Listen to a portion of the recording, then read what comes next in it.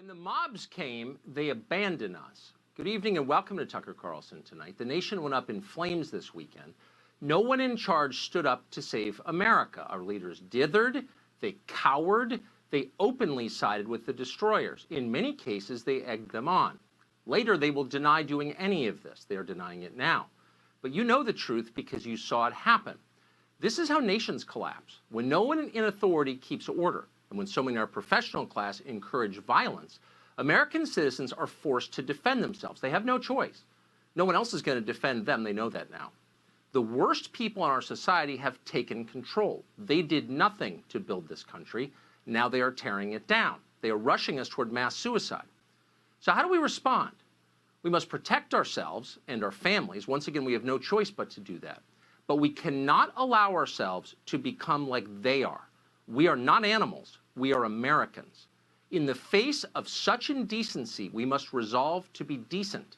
We believe this country has a future. We intend for our children to live and thrive here. That is what we are defending. All our leaders do is set us against each other. They stage a never-ending national cockfight for their profit and amusement. But we're not going to play along. We will love our neighbors relentlessly in spite of all of it, not because they look like us or share our political views, but we love them because they are human beings and they are Americans. Those are the bonds that tie us together, the bonds our leaders seek to destroy. We can't let them. We should start by being unsparingly honest about what is happening right now. Truth is our defense, and it's our country's last hope. We're going to begin tonight with where my family lives and has lived for 35 years in the northwest quadrant of Washington, D.C. This is called Mack Market. It's on MacArthur Boulevard, which is named after General MacArthur during the war. It's our neighborhood store. It's walking distance from my house. People meet there every morning for coffee. Kids come after school for candy. It's as close to a community gathering spot as we have. The market is run by the Kim family. The Kims are immigrants from Korea. They are revered in our neighborhood for their decency and their hard work. When they lost their son several years ago, the neighbors grieved for them. The Kims are not political. They've never hurt anyone. They only make things better. But last night, the mob came for their store. At 1 a.m. this morning, Mr. Kim was kneeling alone on the sidewalk trying to salvage what he has spent his life building. Scenes like this played out in hundreds of neighborhoods across this country, maybe yours. Here are a few. In Columbia, South Carolina, a man called the police when things began to fall apart. Rioters saw him call. They surrounded that man and they beat him. Onlookers laughed as he was pummeled. Oh, hell no. They about to get on his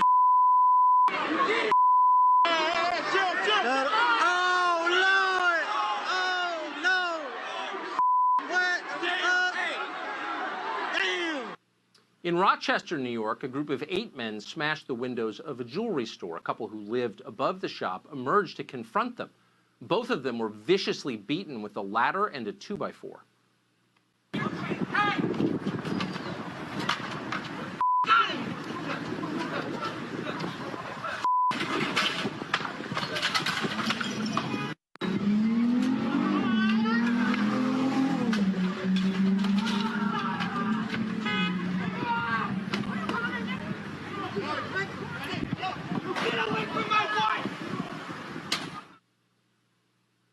In Dallas, a man armed with what appeared to be a sword did his best to defend a business from looters.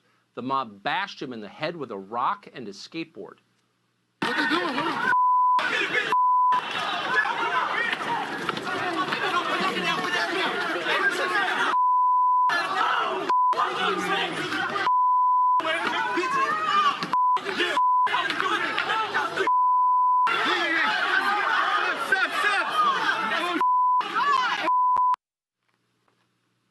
It's hard to watch. In San Jose, rioters with crowbars stormed the highway and attacked vehicles trying to pull drivers from their cars.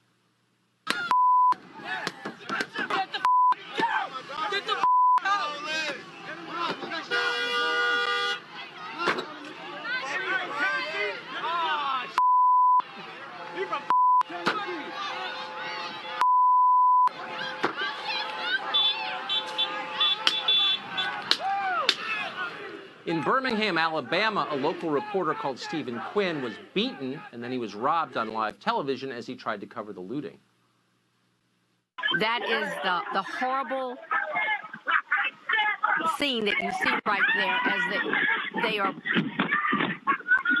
We're wanting to make sure that Stephen is all right. In Portland, Oregon, a man was beaten, apparently for daring to carry an American flag in public. He never released the flag, by the way. Done with people like you. I have an opinion.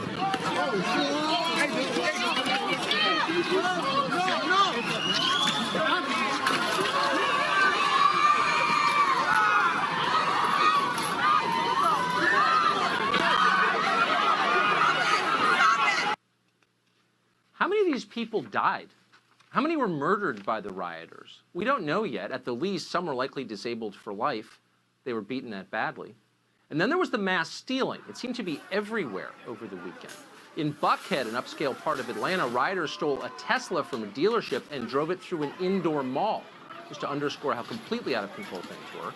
In Portland, Oregon, mobs looted Louis Vuitton, Apple, and Chase Bank, among many others. They often set fires as they left.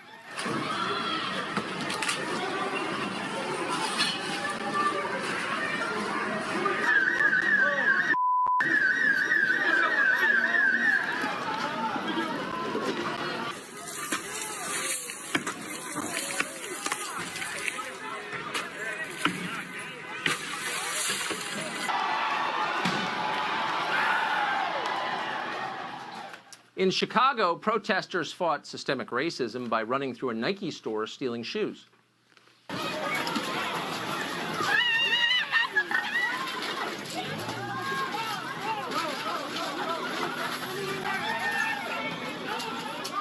And in Washington, D.C., a federal city surrounded by military bases and protected at all times by the single highest concentration of law enforcement in the world, criminals operated with apparent impunity in the streets. They looted Georgetown last night. They smashed the windows in federal buildings. They desecrated virtually every war memorial in the city a week after Memorial Day.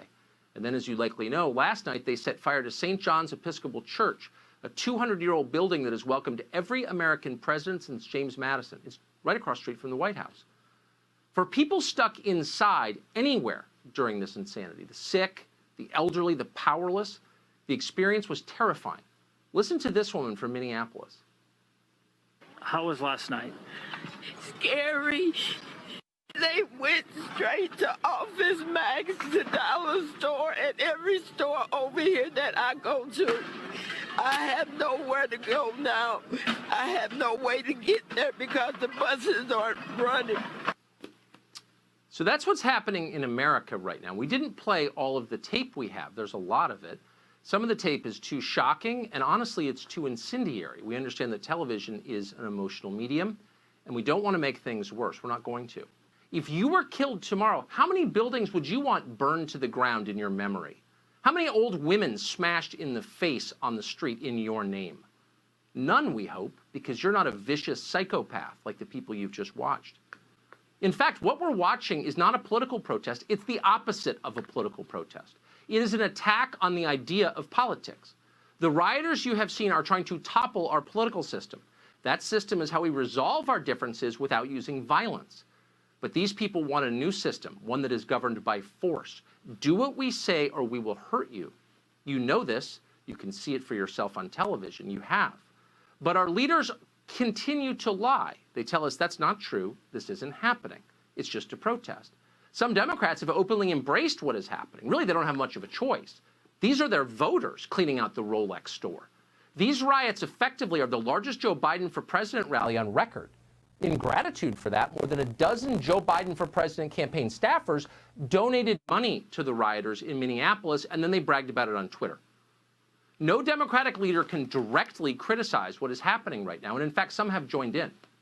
Over the weekend, the Democratic Party of Fairfax, Virginia, which is an important Democratic organization, released the following statement on Twitter. We're quoting it. Riots are an integral part of this country's march towards progress. Progress. Burning buildings, tear gas, dead bodies, the screaming injured, criminal anarchy. To the Democratic Party of Fairfax, that is called progress. Celebrity after celebrity has weighed in to agree on social media. From his fortified compound, basketball star LeBron James has used his accounts to encourage more rioting. Bernie Sanders surrogate Sean King has done the same. So is Black Lives Matter leader DeRoy McKesson. Colin Kaepernick openly calls for violence. Here's a quote. "The cries for peace will rain down, and when they do, they will land on deaf ears," he says approvingly. Imagine shouting fire in a crowded theater, a theater with 325 million people in it called our country.